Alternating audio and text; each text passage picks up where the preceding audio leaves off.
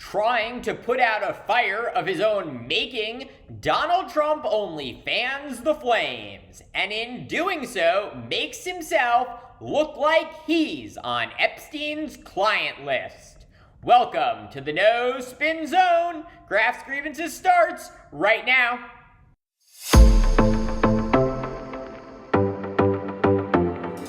Jeffrey Epstein died nearly 6 years ago next month. But the conspiracy theories he left behind are very much alive, and now they are coming back to haunt Donald Trump. For years, Trump and his media allies pushed the narrative that a sinister deep state was covering up the truth about Epstein, his accomplices, his connections to elites, and the mysterious circumstances of his death in a Manhattan jail cell. They promised their supporters the truth was coming, that the government was hiding Epstein's infamous client list, that Epstein was murdered, that a reckoning was near. Well, now they're the government. Kash Patel, the FBI director. Dan Bongino is the deputy FBI director. Pam Bondi is the attorney general. And Donald Trump is president again. Every major MAGA mouthpiece is now in power, and none of them have delivered the smoking gun they promised us. Epstein story is a big deal. Please do not let that story go. Who has Jeffrey Epstein's Black Book? Black Book? FBI. But who? That is I mean, there's that's under direct control of the director of the FBI. What the hell are the House Republicans doing? They have the majority. You can't get the list? Put on your big boy pants and let us know who the pedophiles are. Would you declassify the Epstein files? Yeah, I would. All right. I guess I would. I think that less so because, you don't know it. You don't want to affect people's lives if it's phony stuff in there because there's a lot of phony stuff with that whole world. But I think I would. This isn't about Epstein or 9/11 or JFK or RFK. It is, but it isn't. It's about a bigger thing. If you're lying about that, you're lying about everything. Who's on the Epstein tapes, folks? Who's on those tapes? Who's in those black books? Why have they been hiding it? And this is something Donald Trump has talked about. The DOJ may be releasing the list of Jeffrey Epstein's clients. Will that really happen? It's sitting on my desk right now to review. That's been a directive by President Trump. Everything's going to come out to the public. The public has a right to know. Americans have a right to know. And after months of teasing a massive release of new Jeffrey Epstein information, what did Trump's DOJ deliver? A memo. On July 7th, the Department of Justice released an unsigned memo stating there is no evidence Jeffrey Epstein kept a client list, and no evidence he was murdered. Case closed, they said. No bombshells, no deep state, no smoking gun. The result? Fury from Trump's own base. At this weekend's Turning Point USA Summit, a MAGA convention, if there ever was one, outrage toward the Trump administration was front and center. Even Fox and Friends, Trump's personal propaganda arm, demanding answers. Pam Bondi. She has never missed an opportunity to go on television and dangle sweet nothings that might be coming your way. Try to lead you to believe that she's got it. It's on her desk. It's coming tomorrow. You're going to see something on Epstein. And it was a tease. So you either believe that Pam Bondi was telling the truth then or that she's telling the truth now. But both cannot be true. She was either lying when she went on Fox News all those times saying, I've got it, we're looking at it, wait until you see it, it's horrible.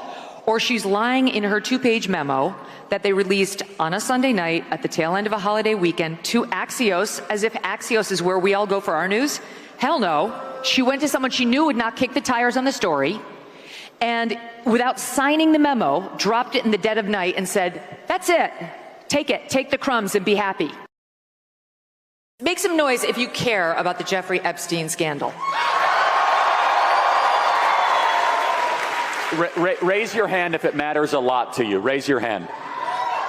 So every hand of 7,000 people Everybody cares. A lot. I said a lot. Every hand. There is a lot, and we're not gonna like everything. There's a lot that's kind of bubbling under the surface, and I know you know what I'm talking about. So I'm going to ask a few questions to all of you. How many of you are satisfied? You can clap.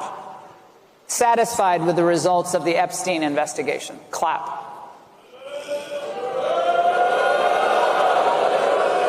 Okay, I told you to clap. You guys aren't listening.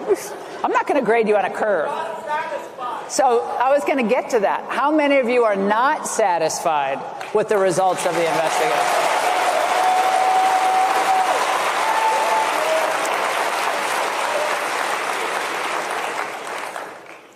It looks like it's going to be, and now this is like the who's going to be off the island first, right? This is who's going to be voted off the island first. And I don't know what to believe on that.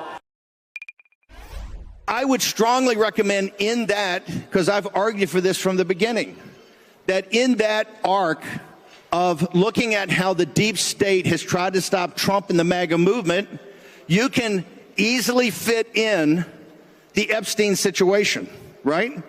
If you want the full release of documents, the special prosecutor gets it, and here's why.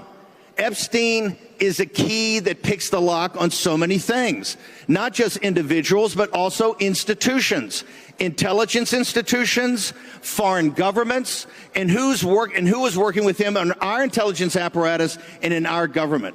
This is why it's a time for choosing now. But rather than clarify the situation, Trump only made it worse. In an unusually long and incoherent post on Truth Social, Trump lashed out, not at Epstein's co-conspirators or government agencies, but at his own followers for daring to ask questions. Trump writing, quote, "What's going on with my boys and in some cases gals? For years it's Epstein, over and over again. Why are we giving publicity to files written by Obama, crooked Hillary, Comey, Brennan, and the losers and criminals of the Biden administration?" There's just one problem there. None of those people were in office when Epstein was arrested. Obama and Clinton were gone. Comey and Brennan had already been fired by Trump. And Biden wasn't even president yet. So why name them? Because Trump needed a scapegoat fast. He couldn't explain why his administration failed to release the Epstein list. So he threw out a handful of his favorite villains in hopes that the base wouldn't notice the timeline. Spoiler alert, they noticed. And Trump didn't just stop there. He went out of his way to defend Attorney General Pam Bondi, who has become the face of the MAGA Epstein disappointment. Quote, "They are all going after Attorney General Pam Bondi, who is doing a fantastic job, exclamation point. We're on one team, MAGA, and I don't like what's happening. Let Pam Bondi do her job. She's great, exclamation point." Bondi, of course, welcomed the praise, but it came after a very public feud with Deputy FBI Director Dan Bongino, who reportedly accused her of leaking negative stories and misleading the public about the so-called bombshell Epstein documents.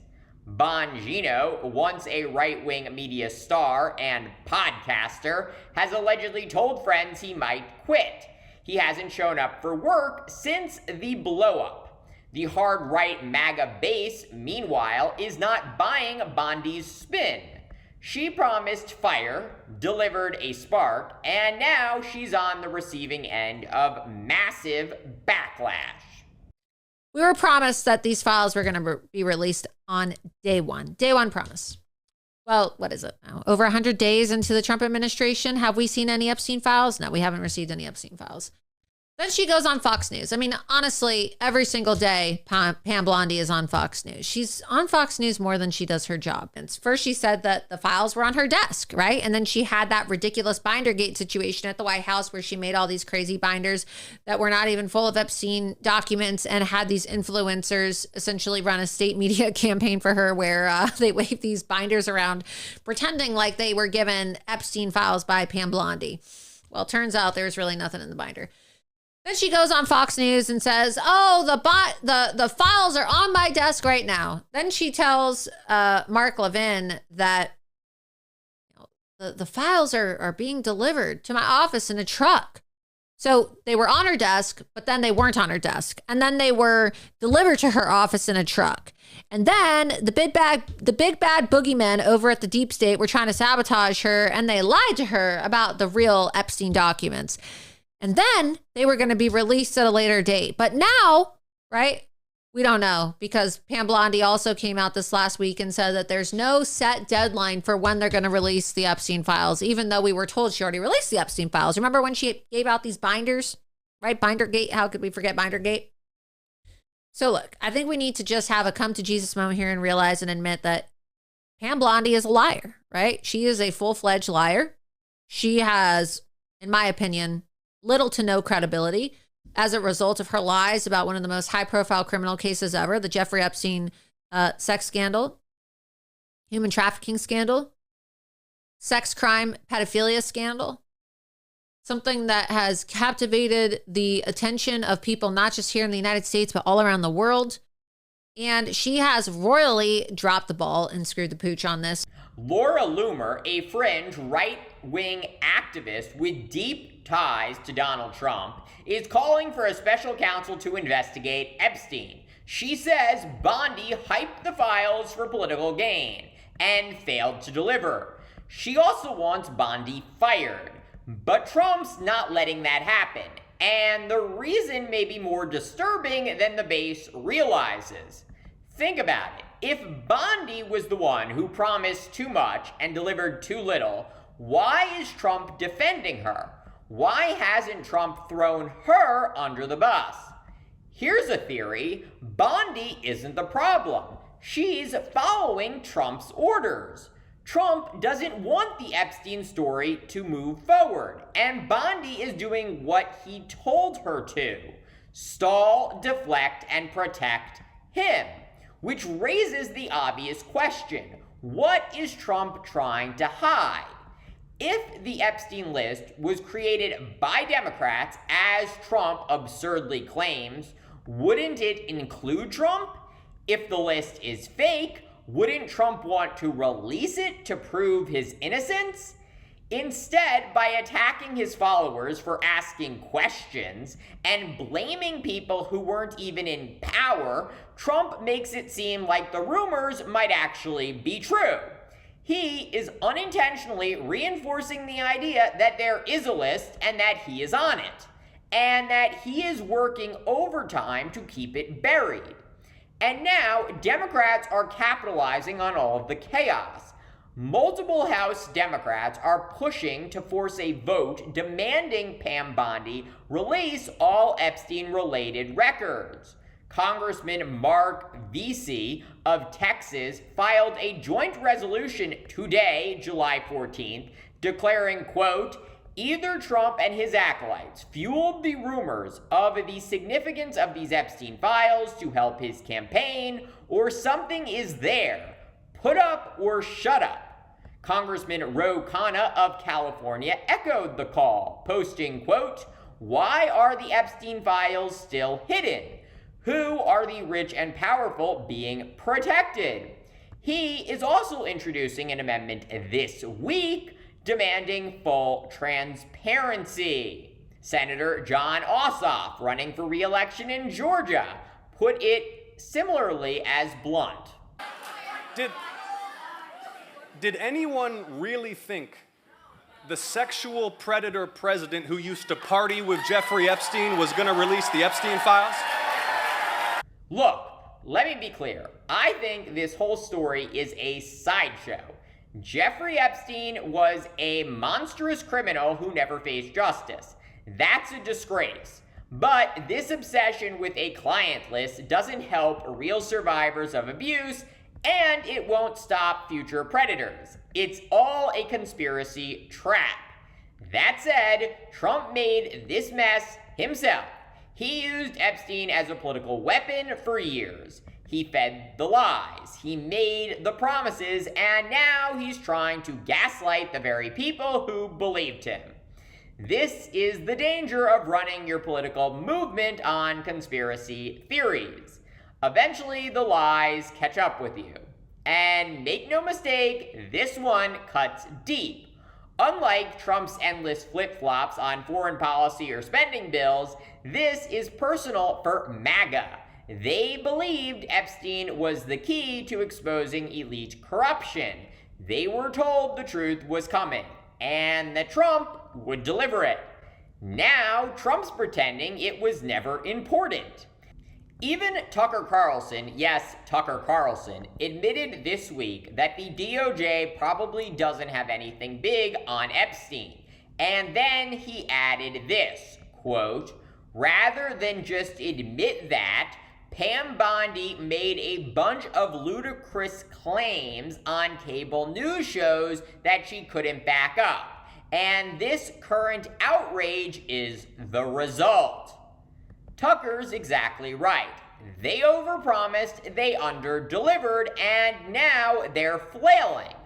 So what does Trump do when he's cornered? He distracts and he lashes out at whoever is closest.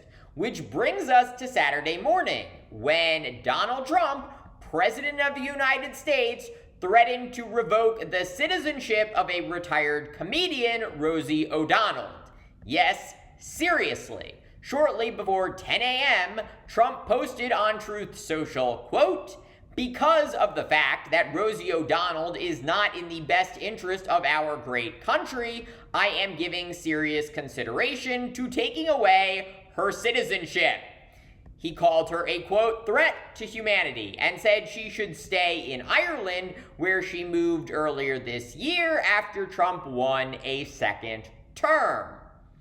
Rosie, who did nothing to provoke this, fired back on Instagram, quote, "The president of the USA has always hated the fact that I see him for who he is, a criminal con man, sexual abusing liar, out to harm our nation to serve himself." She then posted a photo of Trump and Epstein from 1997. Caption, quote, "You want to revoke my citizenship? Go ahead and try, King Joffrey, with that tangerine spray tan." And just to be clear, Trump cannot revoke the citizenship of a US-born citizen. That is not a thing. This is unserious, this is desperate, and this is dangerous. Trump would rather wage war on Rosie O'Donnell than come clean about what happened with Epstein. He'd rather protect Pam Bondi than protect his credibility. And he'd rather insult his own base than admit the truth. The Epstein files are a bust, or he's on them. But the damage is already done. His supporters feel betrayed. His team is fighting each other. And Democrats, they are just sitting back and watching him burn. Thank you for watching Graph's Grievances. Let me know what you think. Please consider supporting my channel via the Venmo link below. Don't forget to like, subscribe, share, and join me tomorrow for more.